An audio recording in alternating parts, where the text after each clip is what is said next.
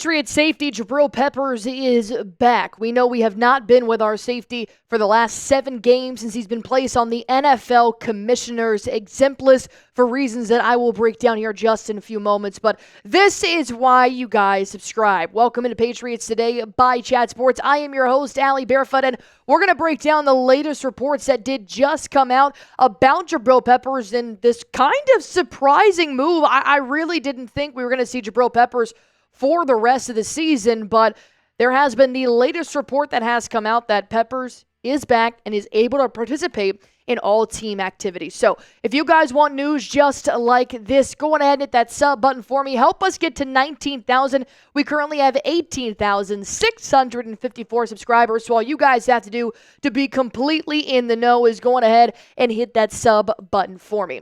All right, let's go on ahead and break down what the NFL had to say about Jabrill Peppers being taken off the NFL Commissioners Exempt List, which of course does pretty much mean that they are without the team, but they are getting paid. So the NFL said the National Football League today removed Jabrill Peppers from the Commissioners Exempt List. Pepper has missed 7 games since being placed on that list on October 9th.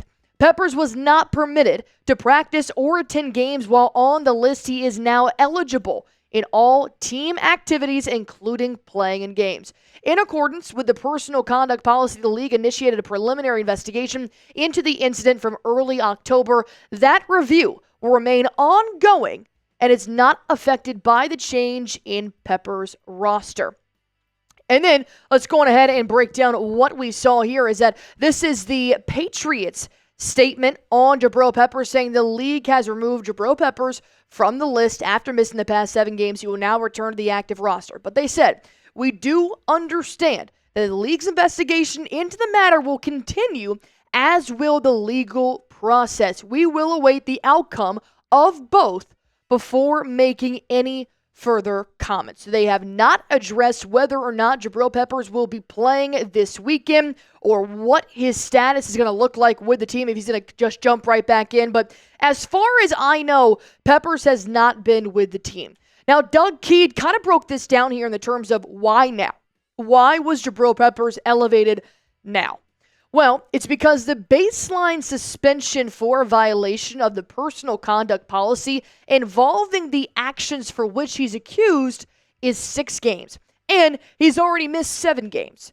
If Peppers had remained on the exempt list through his next court date, which is January 22nd, he would have missed a total of 12 games. The NFL may still impose discipline at the end of that process if evidence is found that demonstrates Peppers violated the personal conduct policy. The NFL will look to conclude its investigation once there has been a disposition. So let's go on ahead and just bring it back to earlier last week, or I should say later last week. What we do know here so far on Jabrill Peppers is that, well, it is a little bit of a sticky situation right now, but Peppers, from Friday's hearing, this was 1 week ago, not even, this was 4 days ago, Peppers turned down a $10.5 million demand made by the plaintiff per attorney, and this is that's what the attorney said. There was no facts that did kind of go along with this, but he was charged with assault and battery with a dangerous weapon, including strangulation and possession of cocaine. He is now set for trial on January 22nd in front of a jury. So I do believe that is when the NFL will probably make their stance. So what is going on? Well, he hasn't played since week 4 versus the 49ers. He's a 3-time Patriots captain. So, yes, this really does matter on whether or not Jabrill Peppers can come back to the team because he is a huge part of this team. And he signed a 3-year, $24 million extension this offseason. So there is a lot riding on whether or not Jabrill Peppers will play later this week or what this is going to kind of look like. But overall, he has served on the Commissioners Exempt List. They have decided to take him off that list. And that jury trial will take place well after the NFL season is over. The Patriots will play their last game on January 5th, maybe January 4th. And that trial starts on January 22nd. So we will have to wait and see what that outcome is. But as far as the Patriots know, he is okay and is cleared to participate in all team activities, which could be a really big boost to the secondary because we just saw what the Dolphins did to us here. But you also do have to realize that I'm not sure if the Patriots are going to throw him back into the fire or just maybe get his body back together or what's going on. But I have a question for you guys. Should Peppers play this Sunday? What do you guys think? Type Y for yes. Type in for no. I think if he's been cleared by the NFL, I mean, there are legal people. There are legal departments in the NFL that deal with this specifically. So if they say he's eligible to play, then I say yes. I don't see the point in continuing to punish him without waiting for the exact result that's going to come from this jury trial. But that's a Patriots decision. I am out of the decision, obviously. I'm just the host of Patriots Today by Chat Sports. So let me know what you guys think in the comment section down below.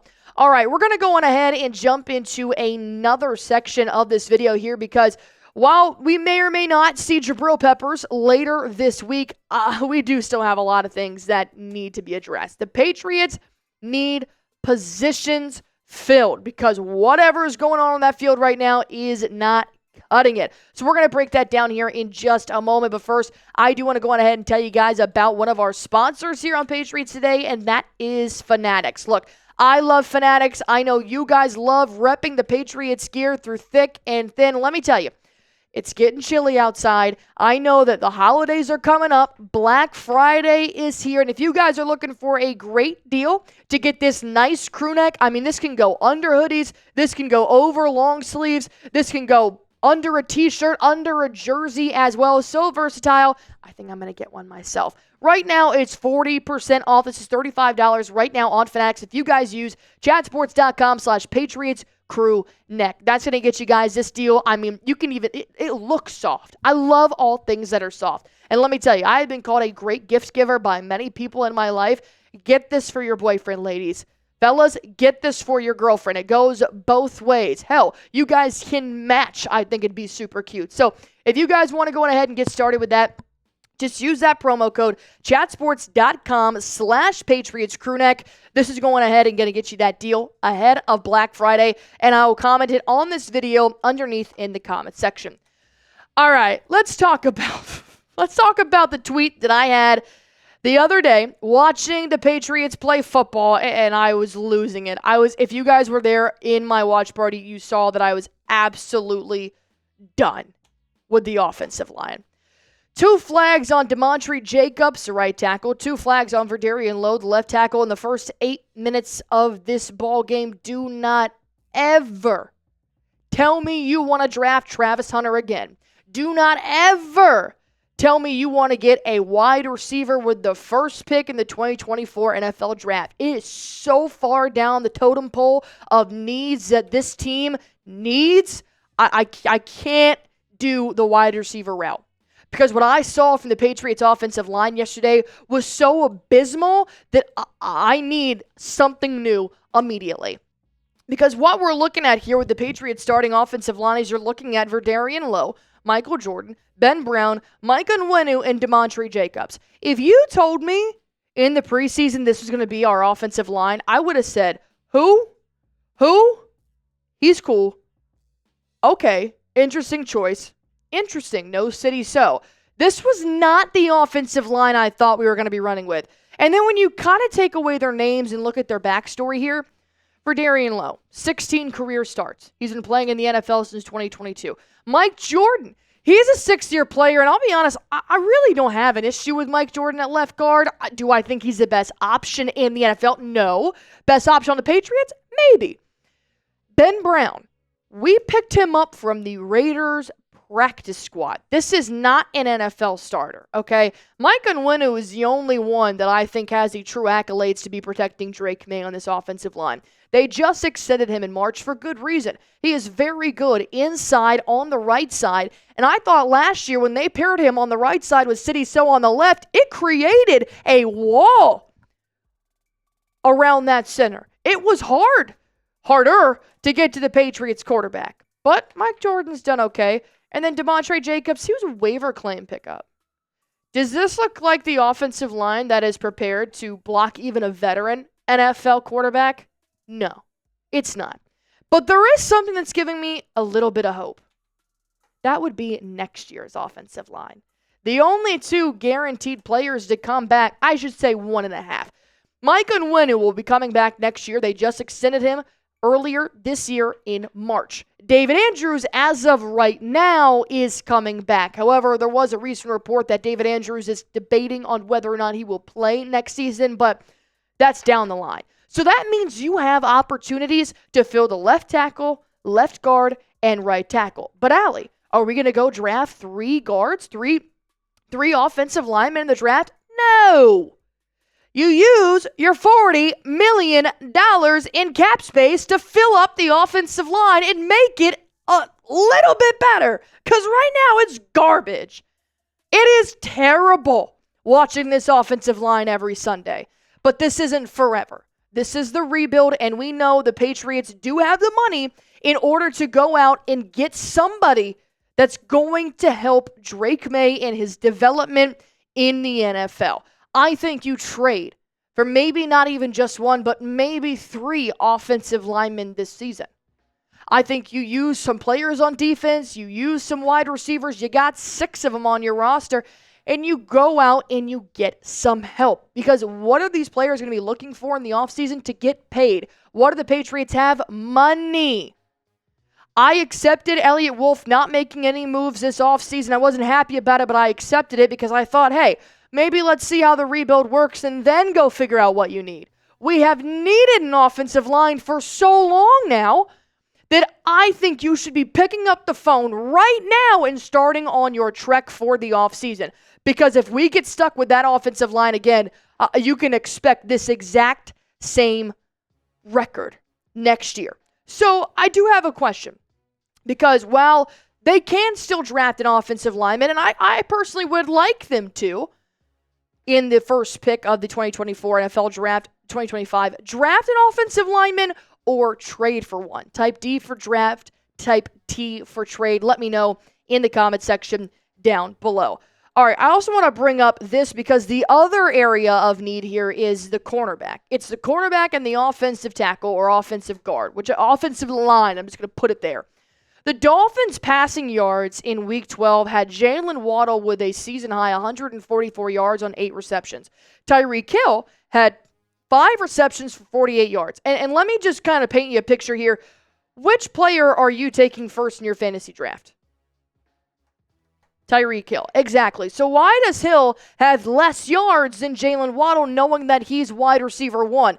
Well, it's extremely simple to answer here, actually, in the fact that his name is Christian Gonzalez. He is such a great asset in the secondary that he locks down top NFL wide receivers every single week. But the only problem with Gonzalez is you have one of them. So guess who wasn't guarded by Christian Gonzalez? Well, then that would be Mr. Jalen Waddle. You see what happens? 144 yards. See what happens when Gonzo is covering and shadowing Tyreek Hill? 48 yards. So let me go back to that social here right now because I really want to emphasize what he did.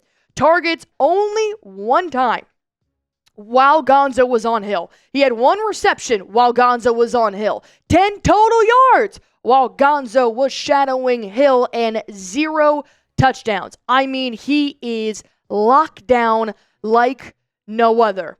But man, does he need help, because Jonathan Jones is not it. Marcus Jones is not it. You will have a little bit of help with Jabrill Peppers possibly coming back. Kyle Duggar needs to step up just a little bit here in these last couple of games, but you need to look at drafting a cornerback so bad, because this is Gonzo's second year in the league, and this is what we could have had last year if he didn't get injured after the first 4 games. If you pair a very young, talented cornerback in Christian Gonzalez with another very young, talented cornerback coming out of 2025 NFL Draft, you can increase your level of production in the secondary immediately. And that is why I think you do not need a wide receiver in the first pick of the 2025 draft. You need a cornerback, or you need an offensive tackle, or guard, or lineman, whatever. So nobody say draft a wide receiver again, because I have the stats. I have the proof that shows you, yeah, we need a wide receiver, but boy, do we need other positions a little bit more. So I have a question. Who would be a good fit with Christian Gonzalez? Do you think it's somebody coming up in the draft, or do you think it's already somebody in the NFL? Let me know in the comment section down below. All right, help us reach 19,000 subscribers. We currently have 18,654. All you guys have to do to be completely in the know and help out this channel is hit that sub button.